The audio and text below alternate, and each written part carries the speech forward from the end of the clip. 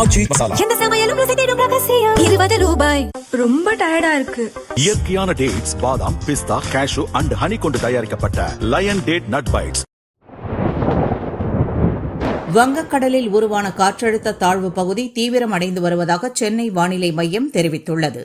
அதன் அறிக்கை: தென்மேற்கு வங்கக்கடலில் உருவான காற்றழுத்த தாழ்வு பகுதி வடக்கு திசையில் நகர்ந்து நேற்று காலை 8:30 மணி நிலவரப்படி மத்திய மேற்கு வங்கக்கடல் பகுதியில் ஆழ்ந்த காற்றழுத்த தாழ்வு பகுதியாக வலுவடைந்தது.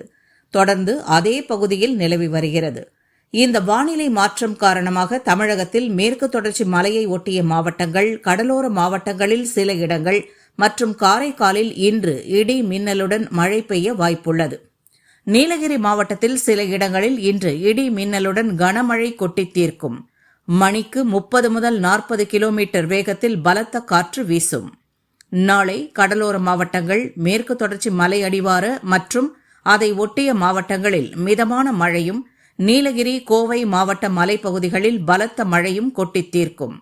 நாளை மறுநாள் கடலோர மாவட்டங்கள், மேற்கு தொடர்ச்சி மலையடிவார மற்றும் அதை ஒட்டிய மாவட்டங்களில் மிதமான மழை பெய்யக்கூடும்.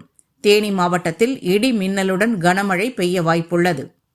சென்னையை பொறுத்தவரை வானம் ஓரளவு மேகமூட்டத்துடன் காணப்படும். நகரின் ஓரிரு இடங்களில் லேசான மழைக்கு வாய்ப்புண்டு.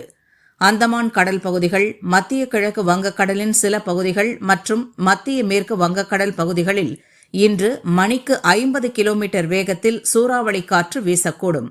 இதனால் இப்பகுதிகளுக்கு மீனவர்கள் செல்ல வேண்டாம் என்று வானிலை மையம் கூறியுள்ளது.